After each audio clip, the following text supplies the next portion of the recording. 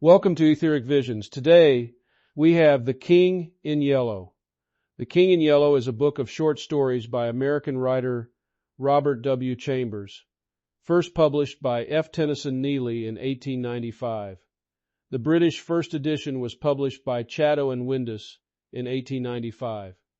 We'll be reading this book in parts. Today we'll start with Part 1, The Repairer of Reputations. Let's begin. The King in Yellow, by Robert W. Chambers. The King in Yellow is dedicated to my brother. Along the shore the cloud waves break, the twin suns sink behind the lake, the shadows lengthen in Carcosa. Strange is the night where black stars rise, and strange moons circle through the skies, but stranger still is lost Carcosa. Songs that the Hyades shall sing, where flap the tatters of the king, must die unheard in dim Carcosa. Song of my soul, my voice is dead, die thou, unsung, as tears unshed shall dry and die in lost Carcosa. Casilda's song in The King in Yellow, Act on, Scene 2. The Repairer of Reputations. Ne rayons pas les fous, leur folie dure plus longtemps que la nôtre. Voilà toute la différence. Toward the end of the year, nearly since the government of the United States had practically completed the program, adopted during the last months of President Winthrop's administration. The country was apparently tranquil. Everybody knows how the tariff and labor questions were settled. The war with Germany, incident on that country's seizure of the Samoan Islands, had left no visible scars upon the Republic, and the temporary occupation of Norfolk by the invading army had been forgotten in the joy over repeated naval victories and the subsequent ridiculous plight of General von Gartenlaub's forces in the state of New Jersey. The Cuban and Hawaiian investments had paid 100%, and the territory of Samoa was well worth its cost as a coaling station. The country was in a superb state of defense. Every coast city had been well supplied with land fortifications. The army, under the parental eye of the General Staff, organized according to the Prussian system, had been increased to 300,000 men, with a territorial reserve of 1,000,000, and 6 magnificent squadrons of cruisers and battleships patrolled the 6 stations of the navigable seas, leaving a steam reserve amply fitted to control home waters. The gentlemen from the West had at last been constrained to acknowledge that a college for the training of diplomats was as necessary as law schools are for the training of barristers. Consequently, we were no longer represented abroad by incompetent patriots. The nation was prosperous. Chicago, for a moment paralyzed after a second great fire, had risen from its ruins, white and imperial, and more beautiful than the white city which had been built for its plaything in 18... Everywhere good architecture was replacing bad, and even in New York a sudden craving for decency had swept away a great portion of the existing horrors. Streets had been widened, properly paved and lighted, trees had been planted, squares laid out, elevated structures demolished, and underground roads built to replace them. The new government buildings and barracks were fine bits of architecture, and the long system of stone quays which completely surrounded the island had been turned into parks, which proved a godsend to the population. The subsidizing of the State Theater and State Opera brought its own reward. The United States National Academy of Design was much like European institutions of the same kind. Nobody envied the Secretary of Fine Arts, either his cabinet position or his portfolio. The Secretary of Forestry and Game Preservation had a much easier time, thanks to the new system of national mounted police.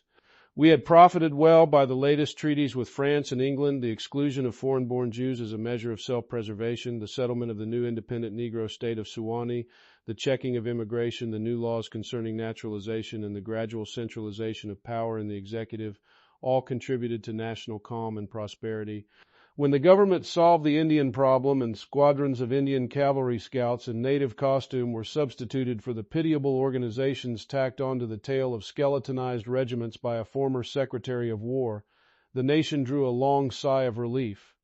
When, after the colossal Congress of Religions, bigotry and intolerance were laid in their graves and kindness and charity began to draw warring sects together, many thought the millennium had arrived, at least in the New World, which after all is a world by itself. But self-preservation is the first law, and the United States had to look on in helpless sorrow as Germany, Italy, Spain, and Belgium writhed in the throes of anarchy, while Russia, watching from the Caucasus, stooped and bound them one by one. In the city of New York, the summer of 1899 was signalized by the dismantling of the elevated railroads. The summer of 1900 will live in the memories of New York people for many a cycle. The Dodge statue was removed in that year. In the following winter began that agitation for the repeal of the laws prohibiting suicide, which bore its final fruit in the month of April 1920, when the first government lethal chamber was opened on Washington Square. I had walked down that day from Dr. Archer's house on Madison Avenue, where I had been as a mere formality. Ever since that fall from my horse 4 years before, I had been troubled at times with pains in the back of my head and neck, but now for months they had been absent, and the doctor sent me away that day saying there was nothing more to be cured in me. It was hardly worth his fee to be told that. I knew it myself. Still, I did not grudge him the money. What I minded was the mistake which he made at first. When they picked me up from the pavement where I lay unconscious, and somebody had mercifully sent a bullet through my horse's head, I was carried to Dr. Archer, and he, pronouncing my brain affected, placed me in his private asylum where I was obliged to endure treatment for insanity. At last he decided that I was well, and I, knowing that my mind had always been as sound as his, if not sounder, paid my tuition, as he jokingly called it, and left. I told him, smiling, that I would get even with him for his mistake, and he laughed heartily and asked me to call once in a while. I did so, hoping for a chance to even up accounts, but he gave me none, and I told him I would wait. The fall from my horse had fortunately left no evil results. On the contrary, it had changed my whole character for the better. From a lazy young man about town, I had become active, energetic, temperate, and above all else ambitious. There was only one thing which troubled me. I laughed at my own uneasiness, and yet it troubled me. During my convalescence, I had bought and read for the first time The King in Yellow. I remember after finishing the first act that it occurred to me that I had better stop. I started up and flung the book into the fireplace. The volume struck the barred grate and fell open on the hearth in the firelight. If I had not caught a glimpse of the opening words in the second act, I should never have finished it, but as I stooped to pick it up, my eyes became riveted to the open page, and with a cry of terror, or perhaps it was of joy so poignant that I suffered in every nerve, I snatched the thing out of the coals and crept shaking to my bedroom, where I read it and reread it, and wept and laughed and trembled with a horror which at times assails me yet. This is the thing that troubles me, for I cannot forget Carcosa, where black stars hang in the heavens, where the shadows of men's thoughts lengthen in the afternoon, when the twin suns sink into the lake of holly, and my mind will bear forever the memory of the pallid mask. I pray God will curse the writer, as the writer has cursed the world with this beautiful, stupendous creation, terrible in its simplicity, irresistible in its truth a world, which now trembles before the King in Yellow. When the French government seized the translated copies which had just arrived in Paris, London, of course, became eager to read it. It is well known how the book spread like an infectious disease, from city to city, from continent to continent, barred out here, confiscated there, denounced by press and pulpit, censured even by the most advanced of literary anarchists. No definite principles had been violated in those wicked pages, no doctrine promulgated, no convictions outraged. It could not be judged by any known standard, yet, although it was acknowledged that the supreme note of art had been struck in The King in Yellow, all felt that human nature could not bear the strain nor thrive on words in which the essence of purest poison lurked. The very banality and innocence of the first act only allowed the blow to fall afterward with more awful effect. It was, I remember, the 13th day of April 1920 that the first government lethal chamber was established on the south side of Washington Square, between Wooster Street and South Fifth Avenue. The block, which had formerly consisted of a lot of shabby old buildings used as cafes and restaurants for foreigners, had been acquired by the government in the winter of 1898. The French and Italian cafes and restaurants were torn down. The whole block was enclosed by a gilded iron railing and converted into a lovely garden with lawns, flowers, and fountains. In the center of the garden stood a small white building, severely classical in architecture and surrounded by thickets of flowers. 6 Ionic columns supported the roof, and the single door was of bronze. A splendid marble group of the Fates stood before the door, the work of a young American sculptor, Boris Yvain, who had died in Paris when only 23 years old. The inauguration ceremonies were in progress as I crossed University Place and entered the square. I threaded my way through the silent throng of spectators, but was stopped at 4th Street by a cordon of police. A regiment of United States Lancers were drawn up in a hollow square round the lethal chamber. On a raised tribune facing Washington Park stood the governor of New York, and behind him were grouped the mayor of New York and Brooklyn, the inspector general of police, the commandant of the state troops, Colonel Livingston, military aide to the president of the United States, General Blount, commanding at Governor's Island, Major General Hamilton, commanding the garrison of New York and Brooklyn, Admiral Buffy of the fleet in the North River, Surgeon General Lansford, the staff of the National Free Hospital, Senators Wise and Franklin of New York, and the Commissioner of Public Works.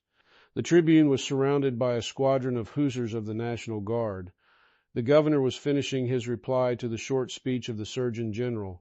I heard him say, "The laws prohibiting suicide and providing punishment for any attempt at self-destruction have been repealed.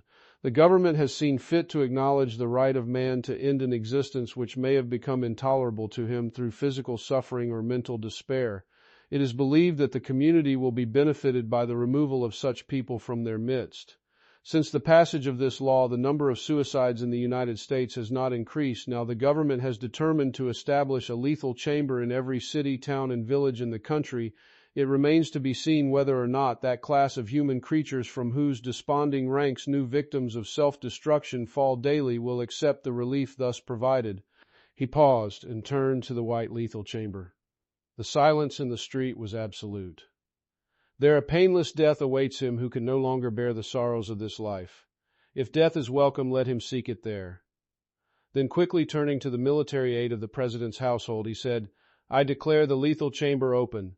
And again, facing the vast crowd, he cried in a clear voice, "Citizens of New York and of the United States of America, through me the government declares the lethal chamber to be open." The solemn hush was broken by a sharp cry of command. The squadron of hussars filed after the governor's carriage. The Lancers wheeled and formed along Fifth Avenue to wait for the commandant of the garrison, and the mounted police followed them. I left the crowd to gape and stare at the white marble death chamber, and crossing South Fifth Avenue, walked along the western side of that thoroughfare to Bleecker Street. Then I turned to the right and stopped before a dingy shop which bore the sign, "Hawberk Armorer." I glanced in at the doorway and saw Hawberk busy in his little shop at the end of the hall. He looked up and, catching sight of me, cried in his deep, hearty voice, "Come in, Mr. Castaigne." Constance, his daughter, rose to meet me as I crossed the threshold and held out her pretty hand, but I saw the blush of disappointment on her cheeks and knew that it was another Castaigne she had expected, my cousin Louis. I smiled at her confusion and complimented her on the banner she was embroidering from a colored plate. Old Hawberk sat riveting the worn greaves of some ancient suit of armor, and the ting, ting, tings of his little hammer sounded pleasantly in the quaint shop. Presently he dropped his hammer and fussed about for a moment with a tiny wrench. The soft clash of the mail sent a thrill of pleasure through me. I loved to hear the music of steel brushing against steel, the mellow shock of the mallet on thigh pieces, and the jingle of chain armor. That was the only reason I went to see Hawberk. He had never interested me personally, nor did Constance, except for the fact of her being in love with Louis. This did occupy my attention, and sometimes even kept me awake at night. But I knew in my heart that all would come right, and that I should arrange their future as I expected to arrange that of my kind doctor, John Archer. However, I should never have troubled myself about visiting them just then, had it not been, as I say, that the music of the tinkling hammer had for me this strong fascination. I would sit for hours, listening, and when a stray sunbeam struck the inlaid steel, the sensation it gave me was almost too keen to endure. My eyes would become fixed, dilating with a pleasure that stretched every nerve almost to breaking, until some movement of the old armorer cut off the ray of sunlight. Then, still thrilling secretly, I leaned back and listened again to the sound of the polishing rag, swish, swish, rubbing rust from the rivets. Constance worked with the embroidery over her knees, now and then pausing to examine more closely the pattern in the colored plate from the Metropolitan Museum. "Who is this for?" I asked. Hawberk explained that in addition to the treasures of armor in the Metropolitan Museum, of which he had been appointed armorer, he also had charge of several collections belonging to rich amateurs. This was the missing greave of a famous suit which a client of his had traced to a little shop in Paris on the Quai d'Orsay. He, Hawberk, had negotiated for and secured the greave, and now the suit was complete. He laid down his hammer and read me the history of the suit, traced since 1450 from owner to owner until it was acquired by Thomas Stainbridge. When his superb collection was sold, this client of Hawberk's bought the suit, and since then the search for the missing greave had been pushed until it was, almost by accident, located in Paris. Did you continue the search so persistently without any certainty of the greave being still in existence? I demanded. Of course, he replied coolly. Then for the first time I took a personal interest in Hawberk. It was worth something to you, I ventured. No, he replied, laughing. My pleasure in finding it was my reward. Have you no ambition to be rich? I asked, smiling. My one ambition is to be the best armorer in the world, he answered gravely. Constance asked me if I had seen the ceremonies at the Lethal Chamber. She herself had noticed cavalry passing up Broadway that morning and had wished to see the inauguration, but her father wanted the banner finished, and she had stayed at his request. Did you see your cousin, Mr. Castaigne, there? She asked, with the slightest tremor of her soft eyelashes. No, I replied carelessly. Lewis' regiment is maneuvering out in Westchester County. I rose and picked up my hat and cane. Are you going upstairs to see the lunatic again? Laughed old Hawberk. If Hawberk knew how I loathed that word lunatic, he would never use it in my presence. It rouses certain feelings within me which I do not care to explain. However, I answered him quietly, I think I shall drop in and see Mr. Wilde for a moment or two. Poor fellow, said Constance with a shake of the head. It must be hard to live alone year after year, poor, crippled, and almost demented. It is very good of you, Mr. Castaigne, to visit him as often as you do. I think he is vicious, observed Hawberk, beginning again with his hammer. I listened to the golden tinkle on the greave plates. When he had finished, I replied, No, he is not vicious, nor is he in the least demented. His mind is a wonder chamber, from which he can extract treasures that you and I would give years of our lives to acquire. Hawberk laughed. I continued a little impatiently. He knows history as no one else could know it. Nothing, however trivial, escapes his search, and his memory is so absolute, so precise in details, that were it known in New York that such a man existed, the people could not honor him enough. Nonsense, muttered Hawberk, searching on the floor for a fallen rivet. Is it nonsense, I asked, managing to suppress what I felt. Is it nonsense when he says that the tassets and cuissards of the enamelled suit of armor, commonly known as the Prince's Emblazoned, can be found among a mass of rusty theatrical properties, broken stoves, and rag-pickers' refuse in a garret in Pell Street? Hawberk's hammer fell to the ground, but he picked it up and asked, with a great deal of calm, how I knew that the tassets and left cuissard were missing from the Prince's Emblazoned. I did not know until Mr. Wilde mentioned it to me the other day. He said they were in the garret of 998 Pell Street. Nonsense, he cried, but I noticed his hand trembling under his leathern apron. Is this nonsense too? I asked pleasantly. Is it nonsense when Mr. Wilde continually speaks of you as the Marquis of Avonshire and of Miss Constance? I did not finish, for Constance had started to her feet with terror written on every feature. Hawberk looked at me and slowly smoothed his leathern apron. That is impossible, he observed. Mr. Wilde may know a great many things, about armor, for instance, and the Prince's Emblazoned. I interposed, smiling. Yes, he continued slowly. About armor also may be, but he is wrong in regard to the Marquis of Avonshire, who, as you know, killed his wife's traducer years ago and went to Australia, where he did not long survive his wife. Mr. Wilde is wrong, murmured Constance. Her lips were blanched, but her voice was sweet and calm. Let us agree, if you please, that in this one circumstance Mr. Wilde is wrong, I said. I climbed the 3 dilapidated flights of stairs which I had so often climbed before, and knocked at a small door at the end of the corridor. Mr. Wilde opened the door, and I walked in. When he had double-locked the door and pushed a heavy chest against it, he came and sat down beside me, peering up into my face with his little light-colored eyes. 6 new scratches covered his nose and cheeks, and the silver wires which supported his artificial ears had become displaced. I thought I had never seen him so hideously fascinating. He had no ears. The artificial ones, which now stood out at an angle from the fine wire, were his one weakness.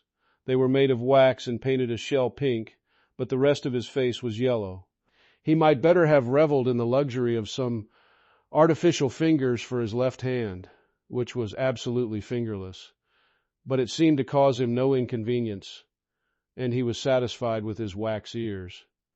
He was very small, scarcely higher than a child of 10, but his arms were magnificently developed, and his thighs as thick as any athlete's.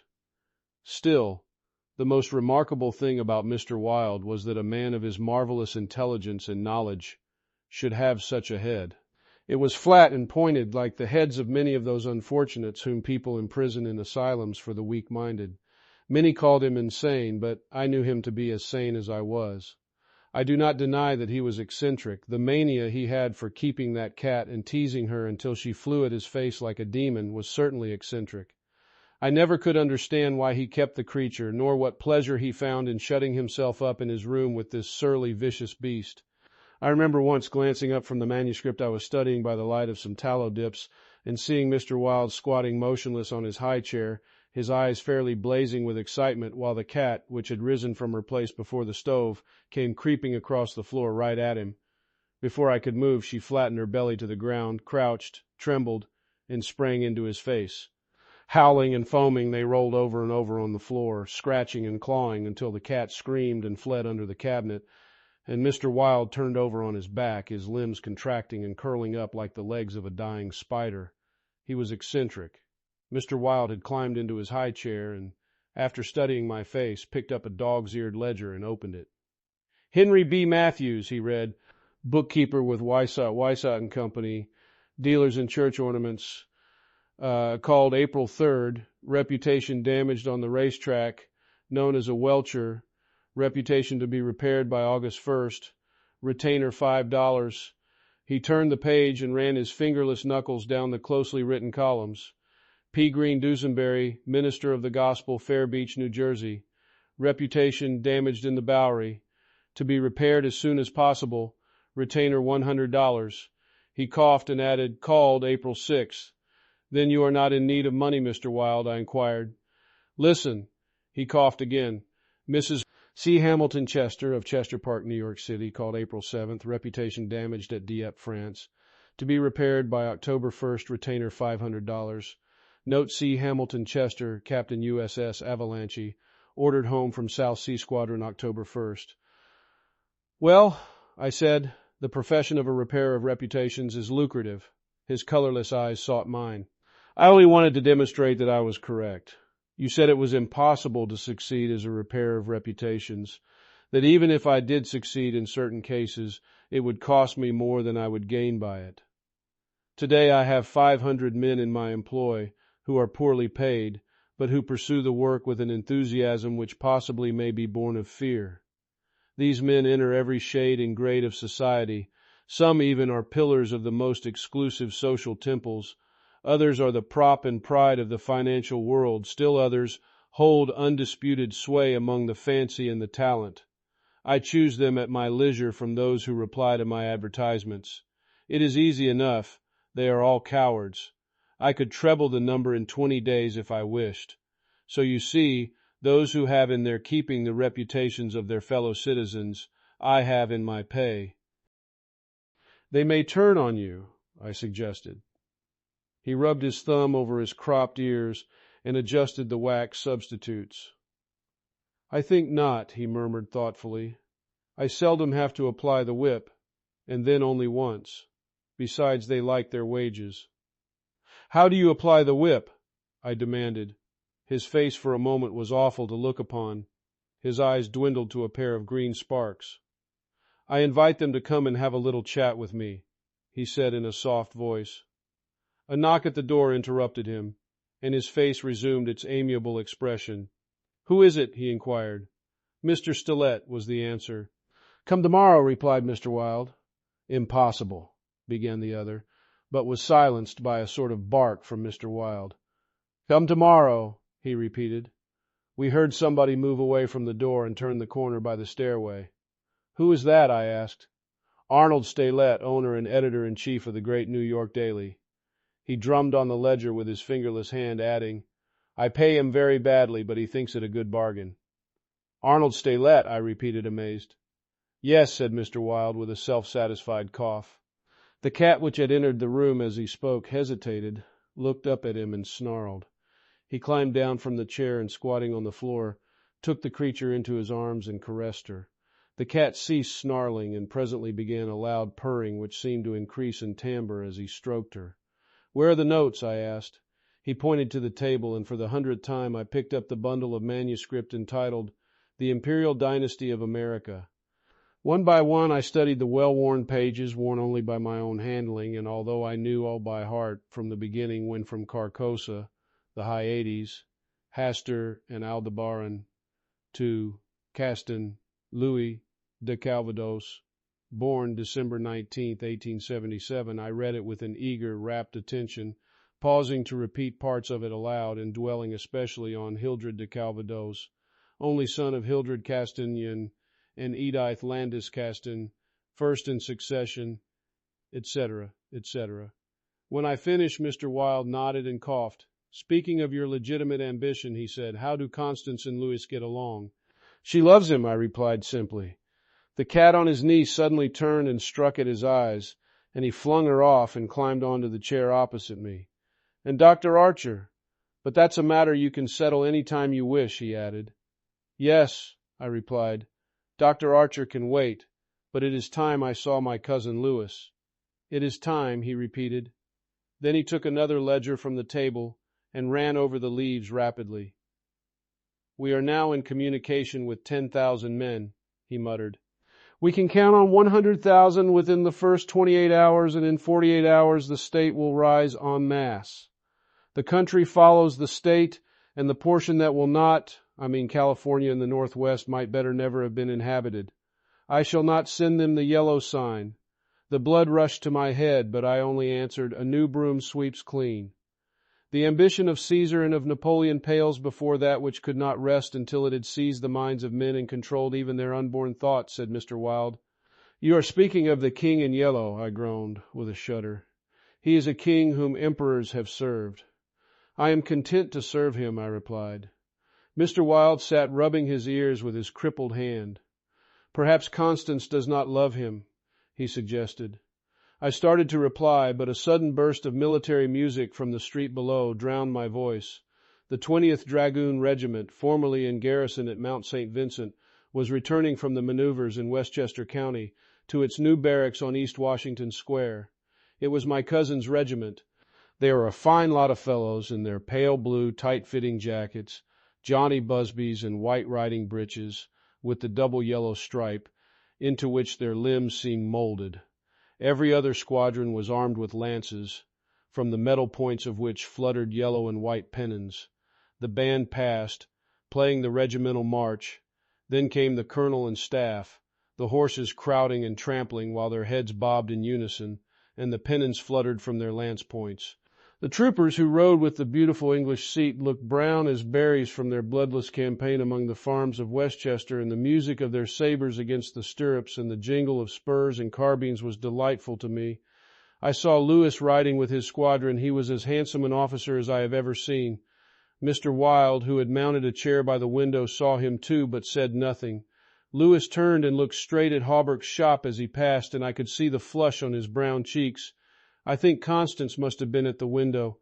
When the last troopers had clattered by, and the last pennons vanished into South Fifth Avenue, Mr. Wilde clambered out of his chair and dragged the chest away from the door. "Yes," he said, "it is time that you saw your cousin Louis." He unlocked the door, and I picked up my hat and stick and stepped into the corridor. The stairs were dark. Groping about, I set my foot on something soft, which snarled and spit, and I aimed a murderous blow at the cat, but my cane shivered to splinters against the balustrade, and the beast scurried back into Mr. Wilde's room. Passing Hawberk's door again, I saw him still at work on the armor, but I did not stop, and stepping out into Bleecker Street, I followed it to Wooster, skirted the grounds of the Lethal Chamber, and crossing Washington Park went straight to my rooms in the Benedict. Here I lunched comfortably, read the Herald and the Meteor, and finally went to the steel safe in my bedroom and set the time combination. The 3 3/4 minutes which it is necessary to wait while the time lock is opening are to me golden moments. From the instant I set the combination to the moment when I grasp the knobs and swing back the solid steel doors, I live in an ecstasy of expectation.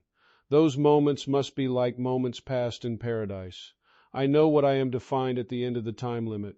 I know what the massive safe holds secure for me alone, and the exquisite pleasure of waiting is hardly enhanced when the safe opens and I lift from its velvet crown a diadem of purest gold blazing with diamonds. I do this every day, and yet the joy of waiting and at last touching again the diadem only seems to increase as the days pass. It is a diadem fit for a king among kings, an emperor among emperors. The king in yellow might scorn it, but it shall be worn by his royal servant. I held it in my arms until the alarm in the safe rang harshly, and then tenderly, proudly, I replaced it and shut the steel doors. I walked slowly back into my study, which faces Washington Square, and leaned on the window sill. The afternoon sun poured into my windows, and a gentle breeze stirred the branches of the elms and maples in the park, now covered with buds and tender foliage. A flock of pigeons circled about the tower of the memorial church, sometimes alighting on the purple-tiled roof, sometimes wheeling downward to the lotos fountain in front of the marble arch. The gardeners were busy with the flower beds around the fountain, and the freshly turned earth smelled sweet and spicy. A lawnmower, drawn by a fat white horse, clinked across the green sward, and watering carts poured showers of spray over the asphalt drives. Around the statue of Peter Stuyvesant, which in 1897 had replaced the monstrosity supposed to represent Garibaldi, children played in the spring sunshine, and nurse girls wheeled elaborate baby carriages with a reckless disregard for the pasty-faced occupants, which could probably be explained by the presence of half a dozen trim dragoon troopers languidly lolling on the benches. Through the trees, the Washington Memorial Arch glistened like silver in the sunshine, and beyond, on the eastern extremity of the square, the gray stone barracks of the dragoons and the white granite artillery stables were alive with color and motion. I looked at the lethal chamber on the corner of the square opposite. A few curious people still lingered about the gilded iron railing, but inside the grounds the paths were deserted. I watched the fountains ripple and sparkle. The sparrows had already found this new bathing nook, and the basins were covered with the dusty, feathered little things. 2 or 3 white peacocks picked their way across the lawns, and a drab-colored pigeon sat so motionless on the arm of one of the Fates that it seemed to be a part of the sculptured stone. As I was turning carelessly away, a slight commotion in the group of curious loiterers around the gates attracted my attention. A young man had entered, and was advancing with nervous strides along the gravel path which leads to the bronze doors of the lethal chamber. He paused a moment before the Fates, and as he raised his head to those 3 mysterious faces, the pigeon rose from its sculptured perch, circled about for a moment, and wheeled to the east.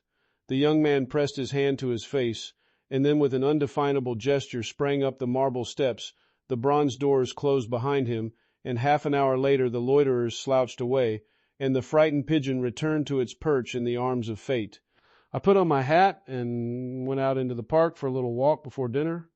As I crossed the central driveway, a group of officers passed, and one of them called out, "Hello, Hildred," and came back to shake hands with me.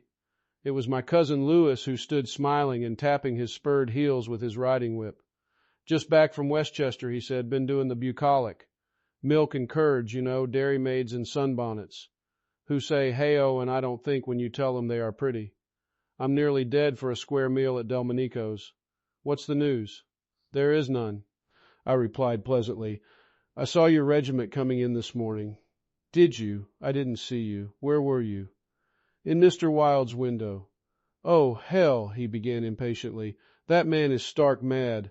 I don't understand why you—" He saw how annoyed I felt by this outburst, and begged my pardon. "Really, old chap," he said, "I don't mean to run down a man you like, but for the life of me I can't see what the deuce you find in common with Mr. Wilde.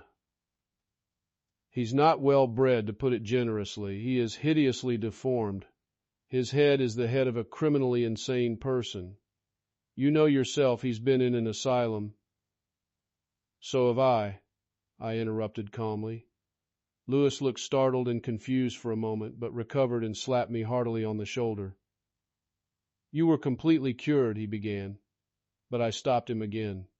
I suppose you mean that I was simply acknowledged never to have been insane. Of course, that's what I meant, he laughed. I disliked his laugh because I knew it was forced, but I nodded gaily and asked him where he was going. Louis looked after his brother officers who had now almost reached Broadway. We had intended to sample a Brunswick cocktail, but to tell you the truth, I was anxious for an excuse to go and see Hawberk instead. Come along, I'll make you my excuse. We found old Hawberk, neatly attired in a fresh spring suit, standing at the door of his shop and sniffing the air. I had just decided to take Constance for a little stroll before dinner, he replied to the impetuous volley of questions from Louis. We thought of walking on the park terrace along the North River. At that moment Constance appeared and grew pale and rosy by turns as Louis bent over her small gloved fingers. I tried to excuse myself, alleging an engagement uptown, but Louis and Constance would not listen, and I saw I was expected to remain and engage old Hawberk's attention. After all, it would be just as well if I kept my eye on Louis, I thought, and when they hailed a Spring Street horse car, I got in after them and took my seat beside the armorer. The beautiful line of parks and granite terraces overlooking the wharves along the North River, which were built in 1910 and finished in the autumn of 1917, had become one of the most popular promenades in the metropolis. They extended from the Battery to 90th Street, overlooking the noble river and affording a fine view of the Jersey shore and the highlands opposite. Cafes and restaurants were scattered here and there among the trees, and twice a week military bands from the garrison played in the kiosk on the parapets. We sat down in the sunshine on the bench at the foot of the equestrian statue of General Sheridan. Constance tipped her sunshade to shield her eyes, and she and Louis began a murmuring conversation which was impossible to catch. Old Hawberk, leaning on his ivory-headed cane, lighted an excellent cigar, the mate to which I politely refused, and smiled at vacancy.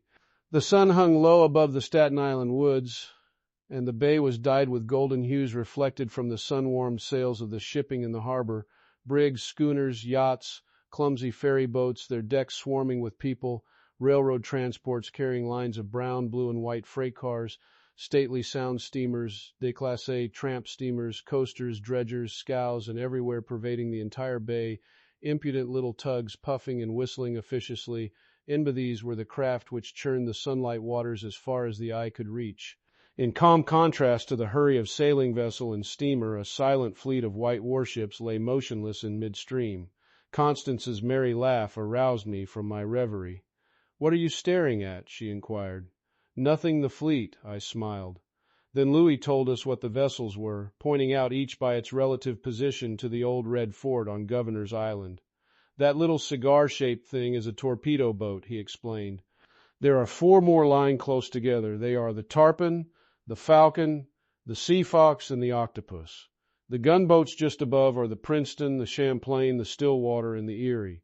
Next to them lie the cruisers Farragut and Los Angeles, and above them the battleships California and Dakota and the Washington, which is the flagship. Those 2 squatty-looking chunks of metal which are anchored there off Castle William are the double-turreted monitors, terrible and magnificent. Behind them lies the ram, Osceola." Constance looked at him with deep approval in her beautiful eyes. "What loads of things you know for a soldier," she said, and we all joined in the laugh which followed. Presently Louis rose with a nod to us and offered his arm to Constance, and they strolled away along the river wall. Hawberk watched them for a moment and then turned to me. "Mr. Wilde was right," he said. "I have found the missing tassets and left cuissard of the Prince's emblazoned in a vile old junk garret in Pell Street." "998?" I inquired with a smile. "Yes. Mr. Wilde is a very intelligent man," I observed. "I want to give him the credit of this most important discovery," continued Hawberk, "and I intend it shall be known that he is entitled to the fame of it." "He won't thank you for that," I answered sharply. "Please say nothing about it." "Do you know what it is worth?" said Hawberk. "No, $50 perhaps.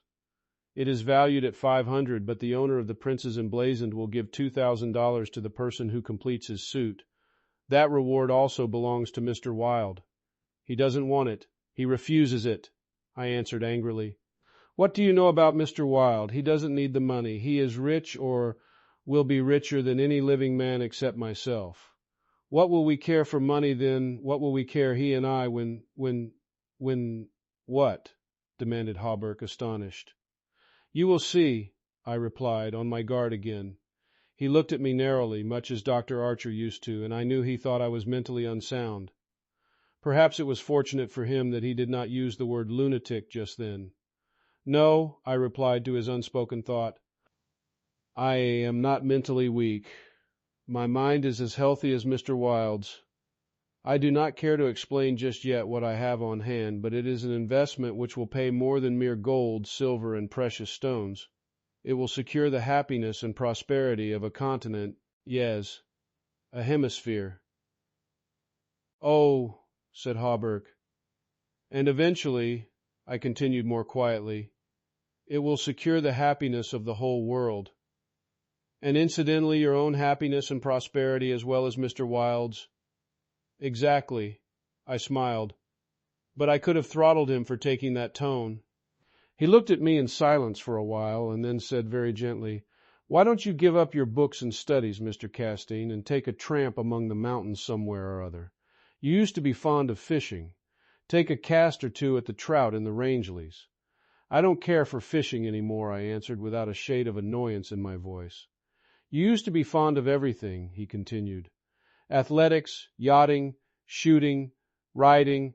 I have never cared to ride since my fall, I said quietly. Ah, yes, your fall, he repeated, looking away from me. I thought this nonsense had gone far enough, so I brought the conversation back to Mr. Wilde, but he was scanning my face again in a manner highly offensive to me. Mr. Wilde, he repeated, do you know what he did this afternoon? He came downstairs and nailed a sign over the hall door next to mine.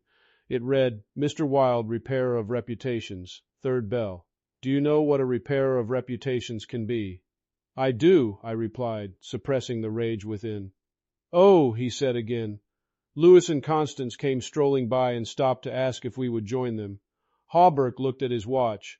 At the same moment a puff of smoke shot from the casemates of Castle William, and the boom of the sunset gun rolled across the water and was re-echoed from the highlands opposite. The flag came running down from the flagpole, the bugles sounded on the white decks of the warships, and the first electric light sparkled out from the Jersey shore.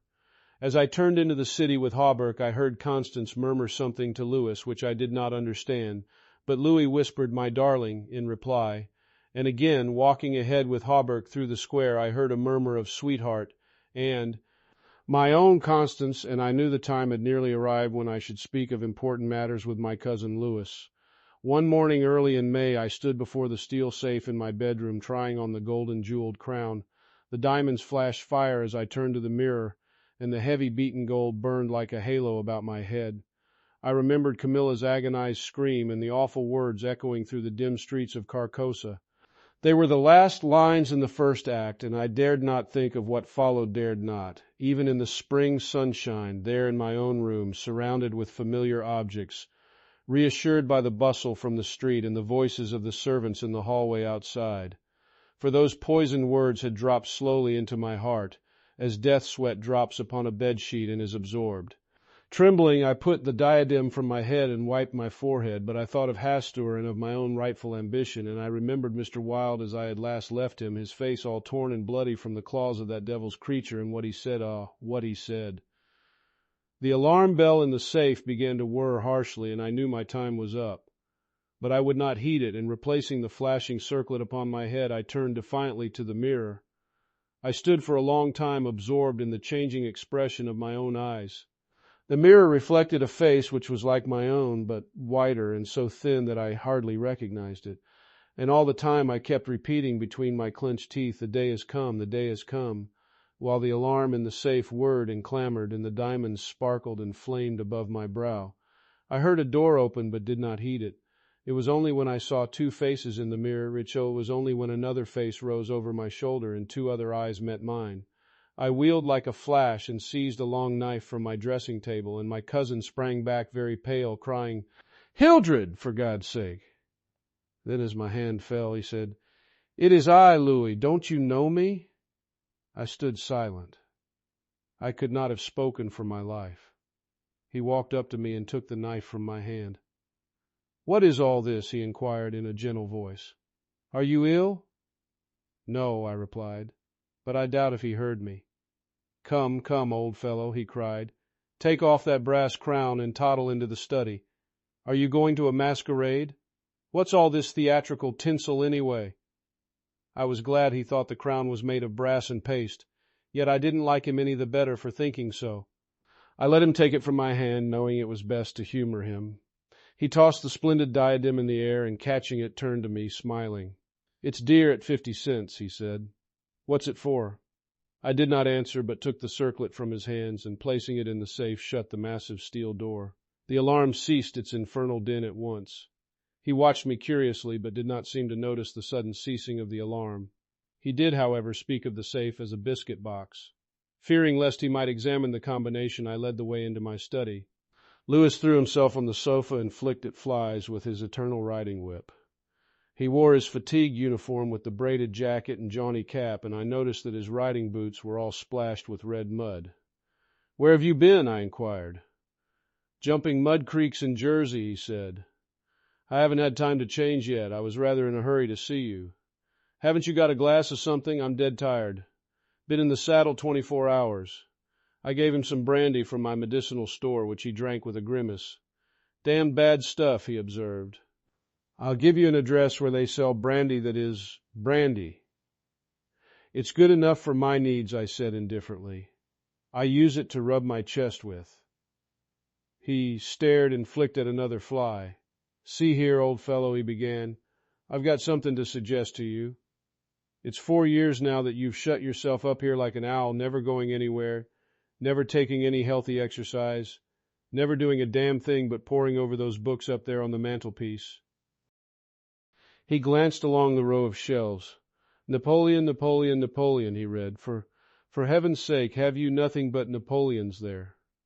"I wish they were bound in gold," I said. "But wait, yes, there is another book, The King in Yellow." I looked him steadily in the eye. "Have you never read it?" I asked. "No, thank God. I don't want to be driven crazy." I saw he regretted his speech as soon as he had uttered it. "There is only one word which I loathe more than I do lunatic, and that word is crazy." But I controlled myself and asked him why he thought The King in Yellow dangerous. "Oh, I don't know," he said hastily. "I only remember the excitement it created and the denunciations from pulpit and press. I believe the author shot himself after bringing forth this monstrosity, didn't he?" "I understand he is still alive," I answered.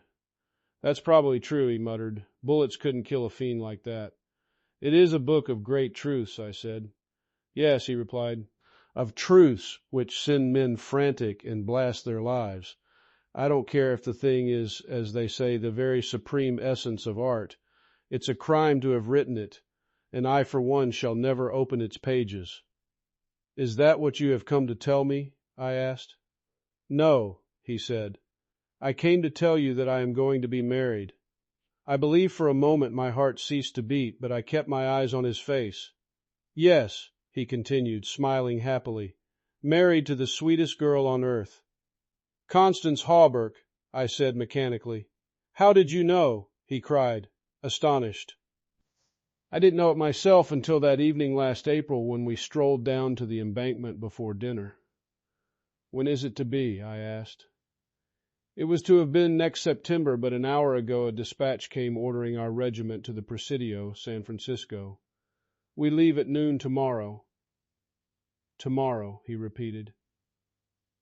"Just think, Hildred. Tomorrow I shall be the happiest fellow that ever drew breath in this jolly world. For Constance will go with me." I offered him my hand in congratulation, and he seized and shook it like the good-natured fool he was or pretended to be. "I am going to get my squadron as a wedding present," he rattled on. "Captain and Mrs. Louis Castaigne, eh, Hildred?" Then he told me where it was to be and who were to be there, and made me promise to come and be best man. I set my teeth and listened to his boyish chatter without showing what I felt, but I was getting to the limit of my endurance, and when he jumped up and, switching his spurs till they jingled, said he must go, I did not detain him. "There's one thing I want to ask of you," I said quietly. "Out with it, it's promised," he laughed. I want you to meet me for a quarter of an hour's talk tonight. Of course, if you wish, he said, somewhat puzzled. Where? Anywhere. In the park there. What time, Hildred? Midnight. What in the name of... he began, but checked himself and laughingly assented. I watched him go down the stairs and hurry away, his saber banging at every stride. He turned into Bleecker Street, and I knew he was going to see Constance. I gave him 10 minutes to disappear and then followed in his footsteps, taking with me the jeweled crown and the silken robe embroidered with the yellow sign. When I turned into Bleecker Street and entered the doorway which bore the sign, Mr. Wilde, Repairer of Reputations, third bell, I saw old Hawberk moving about in his shop and imagined I heard Constance's voice in the parlor. But I avoided them both and hurried up the trembling stairways to Mr. Wilde's apartment. I knocked and entered without ceremony. Mr. Wilde lay groaning on the floor, his face covered with blood, his clothes torn to shreds. Drops of blood were scattered about over the carpet, which had also been ripped and frayed in the evidently recent struggle. "It's that cursed cat," he said, ceasing his groans and turning his colorless eyes to me. "She attacked me while I was asleep. I believe she will kill me yet." This was too much, so I went into the kitchen and, seizing a hatchet from the pantry, started to find the infernal beast and settle her then and there. My search was fruitless, and after a while I gave it up and came back to find Mr. Wilde squatting on his high chair by the table. He had washed his face and changed his clothes. The great furrows which the cat's claws had plowed up in his face he had filled with collodion, and a rag hid the wound in his throat. I told him I should kill the cat when I came across her, but he only shook his head and turned to the open ledger before him. He read name after name of the people who had come to him in regard to their reputation, and the sums he had amassed were startling. "I put on the screws now and then," he explained. "One day or other some of these people will assassinate you," I insisted. "Do you think so?" he said, rubbing his mutilated ears. It was useless to argue with him, so I took down the manuscript entitled Imperial Dynasty of America. For the last time I should ever take it down in Mr. Wilde's study. I read it through, thrilling and trembling with pleasure. When I had finished, Mr. Wilde took the manuscript and, turning to the dark passage which leads from his study to his bedchamber, called out in a loud voice, "Vance." Then for the first time I noticed a man crouching there in the shadow. How I had overlooked him during my search for the cat, I cannot imagine. "Vance, come in," cried Mr. Wilde. The figure rose and crept towards us, and I shall never forget the face that he raised to mine as the light from the window illuminated it. "Vance, this is Mr. Castaigne," said Mr. Wilde. Before he had finished speaking, the man threw himself on the ground before the table, crying and grasping, "Oh God, oh my God, help me, forgive me. Oh, Mr. Castaigne, keep that man away. You cannot mean it. You are different, save me. I am broken down. I was in a madhouse, and now, when all was coming right, when I had forgotten the king in yellow, but I shall go mad again, I shall go mad." His voice died into a choking rattle, for Mr. Wilde had leapt on him, and his right hand encircled the man's throat. When Vance fell in a heap on the floor, Mr. Wilde clambered nimbly into his chair again, and rubbing his mangled ears with the stump of his hand, turned to me and asked me for the ledger. I reached it down from the shelf, and he opened it. After a moment searching among the beautifully written pages, he coughed complacently and pointed to the name Vance. "Vance," he read aloud. "Osgood Oswald Vance." At the sound of his name, the man on the floor raised his head and turned a convulsed face to Mr. Wilde. His eyes were injected with blood, his lips tumefied. "Called April 20, continued Mr. Wilde. "Occupation, cashier in the Seaforth National Bank.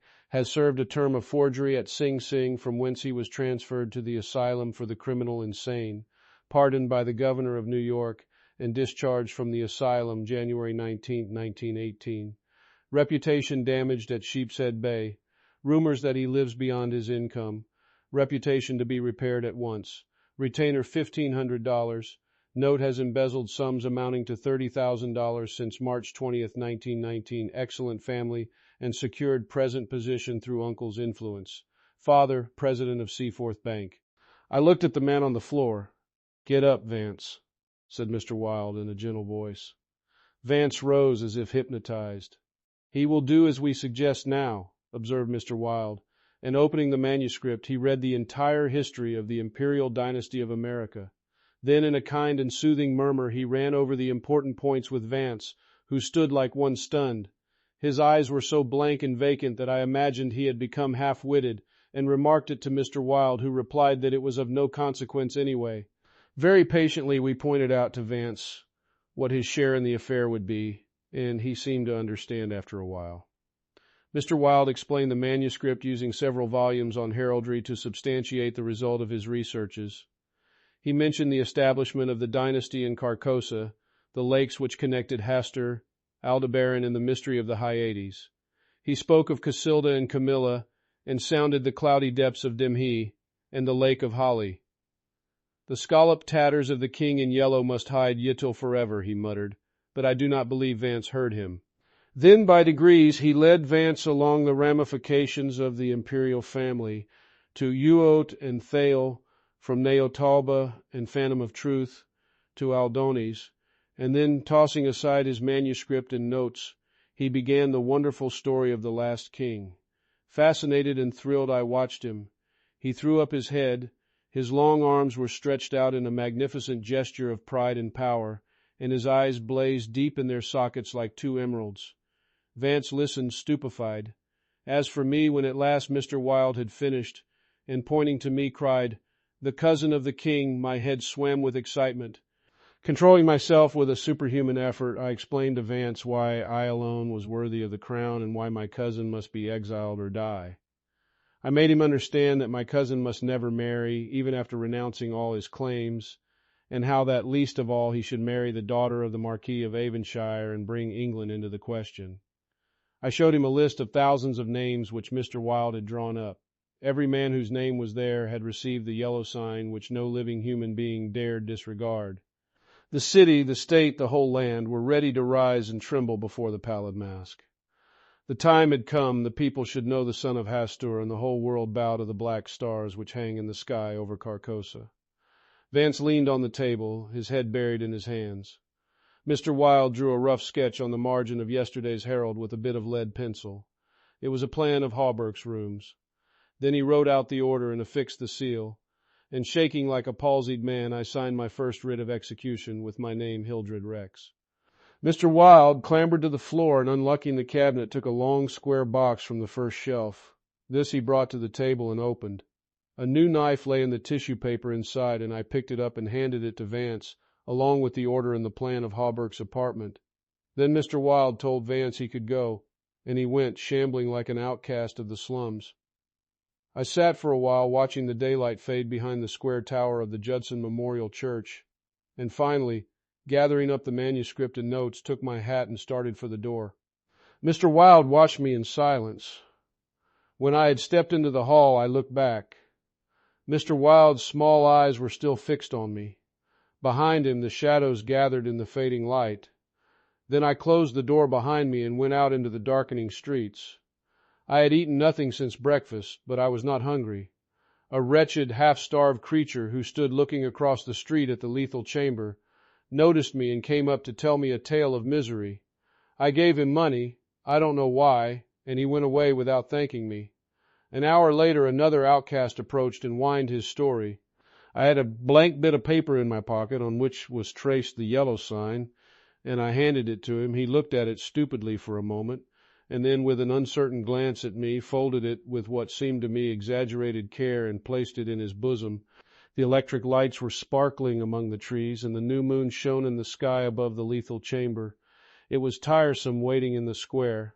I wandered from the Marble Arch to the artillery stables and back again to the Lotos Fountain. The flowers and grass exhaled a fragrance which troubled me. The jet of the fountain played in the moonlight, and the musical splash of falling drops reminded me of the tinkle of chained mail in Hawberk's shop.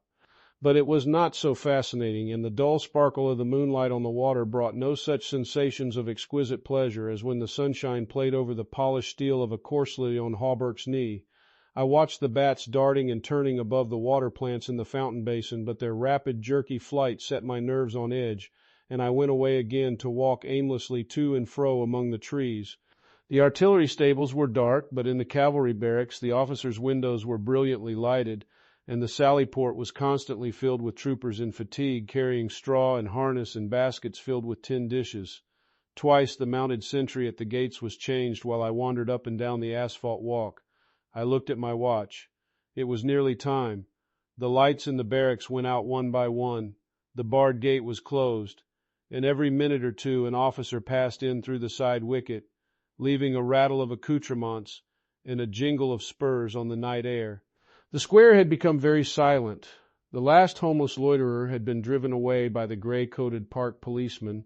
The car tracks along Wooster Street were deserted, and the only sound which broke the stillness was the stamping of the sentry's horse and the ring of his saber against the saddle pommel. In the barracks, the officers' quarters were still lighted, and military servants passed and repassed before the bay windows. 12 o'clock sounded from the new spire of St. Francis Xavier, and at the last stroke of the sad-toned bell a figure passed through the wicket beside the portcullis, returned the salute of the sentry, and crossing the street entered the square and advanced toward the Benedict apartment house. "Lewis," I called. The man pivoted on his spurred heels and came straight toward me. "Is that you, Hildred?" "Yes, you are on time." I took his offered hand, and we strolled toward the lethal chamber.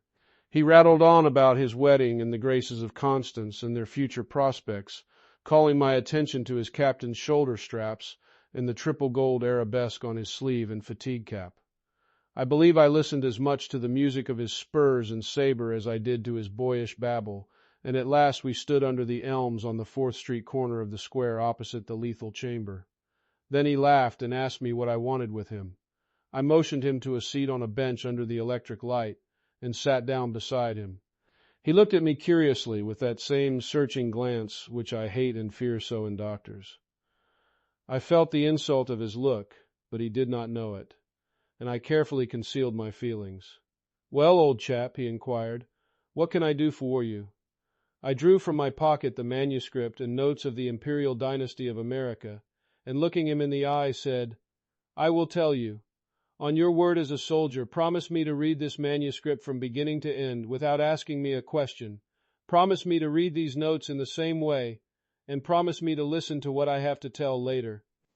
"I promise, if you wish it," he said pleasantly. "Give me the paper, Hildred." He began to read, raising his eyebrows with a puzzled, whimsical air, which made me tremble with suppressed anger. As he advanced, his eyebrows contracted, and his lips seemed to form the word, "rubbish." Then he looked slightly bored, but apparently for my sake read, with an attempt at interest which presently ceased to be an effort. He started when in the closely written pages he came to his own name, and when he came to mine he lowered the paper and looked sharply at me for a moment. But he kept his word and resumed his reading, and I let the half-formed question die on his lips unanswered. When he came to the end and read the signature of Mr. Wilde, he folded the paper carefully and returned it to me. I handed him the notes, and he settled back, pushing his fatigue cap up to his forehead with a boyish gesture which I remembered so well in school. I watched his face as he read, and when he finished I took the notes with the manuscript and placed them in my pocket. Then I unfolded a scroll marked with the yellow sign. He saw the sign, but he did not seem to recognize it, and I called his attention to it somewhat sharply. "Well," he said, "I see it. What is it?" "It is the yellow sign," I said angrily. "Oh, that's it, is it?" said Louis, in that flattering voice which Dr. Archer used to employ with me, and would probably have employed again had I not settled his affair for him. I kept my rage down and answered as steadily as possible, "Listen, you have engaged your word." "I am listening, old chap," he replied soothingly. I began to speak very calmly. Dr. Archer, having by some means become possessed of the secret of the imperial succession, attempted to deprive me of my right, alleging that because of a fall from my horse 4 years ago, I had become mentally deficient. He presumed to place me under restraint in his own house in hopes of either driving me insane or poisoning me. I have not forgotten it. I visited him last night, and the interview was final. Louis turned quite pale, but did not move. I resumed triumphantly, "There are yet 3 people to be interviewed in the interests of Mr. Wilde and myself. They are my cousin Louis, Mr. Hawberk, and his daughter Constance." Louis sprang to his feet, and I arose also, and flung the paper marked with the yellow sign to the ground. "Oh, I don't need that to tell you what I have to say," I cried with a laugh of triumph. "You must renounce the crown to me, do you hear? To me." Louis looked at me with a startled air, but recovering himself said kindly, "Of course I renounce the— What is it I must renounce?" "The crown," I said angrily. "Of course," he answered. "I renounce it. Come, old chap, I'll walk back to your rooms with you." "Don't try any of your doctor's tricks on me," I cried, trembling with fury. "Don't act as if you think I am insane." "What nonsense," he replied. "Come, it's getting late, Hildred." "No," I shouted. "You must listen. You cannot marry. I forbid it. Do you hear? I forbid it. You shall renounce the crown, and in reward I grant you exile. But if you refuse, you shall die." He tried to calm me, but I was roused at last, and drawing my long knife barred his way. Then I told him how they would find Dr. Archer in the cellar with his throat open, and I laughed in his face when I thought of Vance and his knife, and the order signed by me. "Ah, you are the king," I cried, "but I shall be king. Who are you to keep me from empire over all the habitable earth? I was born the cousin of a king, but I shall be king." Louis stood white and rigid before me. Suddenly a man came running up 4th Street, entered the gate of the Lethal Temple, traversed the path to the bronze doors at full speed, and plunged into the death chamber with the cry of one demented. And I laughed until I wept tears, for I had recognized Vance, and knew that Hawberk and his daughter were no longer in my way. "Go!" I cried to Louis. "You have ceased to be a menace. You will never marry Constance now, and if you marry anyone else in your exile, I will visit you as I did my doctor last night. Mr. Wilde takes charge of you tomorrow." Then I turned and darted into South Fifth Avenue, and with a cry of terror, Louis dropped his belt and saber and followed me like the wind. I heard him close behind me at the corner of Bleecker Street, and I dashed into the doorway under Hawberk's sign. He cried, "Halt, or I fire!" But when he saw that I flew up the stairs, leaving Hawberk's shop below, he left me, and I heard him hammering and shouting at their door as though it were possible to arouse the dead. Mr. Wilde's door was open, and I entered crying, "It is done! It is done! Let the nations rise and look upon their king." But I could not find Mr. Wilde, so I went to the cabinet and took the splendid diadem from its case. Then I drew on the white silk robe embroidered with the yellow sign and placed the crown upon my head. At last I was king, king by my right in Hastur, king because I knew the mystery of the Hyades, and my mind had sounded the depths of the lake of Hali. I was king. The first gray pencilings of dawn would raise a tempest which would shake 2 hemispheres. Then as I stood, my every nerve pitched to the highest tension, faint with the joy and splendor of my thought, without, in the dark passage, a man groaned. I seized the tallow dip and sprang to the door. The cat passed me like a demon, and the tallow dip went out, but my long knife flew swifter than she, and I heard her screech, and I knew that my knife had found her. For a moment I listened to her tumbling and thumping about in the darkness, and then when her frenzy ceased, I lighted a lamp and raised it over my head. Mr. Wilde lay on the floor with his throat torn open. At first I thought he was dead, but as I looked, a green sparkle came into his sunken eyes, his mutilated hand trembled, and then a spasm stretched his mouth from ear to ear. For a moment my terror and despair gave place to hope, but as I bent over him, his eyeballs rolled clean around in his head, and he died. Then while I stood transfixed with rage and despair, seeing my crown, my empire, every hope and every ambition, my very life, lying prostrate there with the dead master, they came, seized me from behind, and bound me until my veins stood out like cords, and my voice failed with the paroxysms of my frenzied screams. But I still raged, bleeding and infuriated among them, and more than one policeman felt my sharp teeth. Then when I could no longer move, they came nearer. I saw old Hawberk, and behind him my cousin Louis's ghastly face, and farther away in the corner a woman, Constance, weeping softly. "Ah, I see it now," I shrieked. "You have seized the throne and the empire. Woe, woe to you who are crowned with the crown of the king in yellow." Editor's note: Mr. Castaigne died yesterday in the asylum for criminal insane.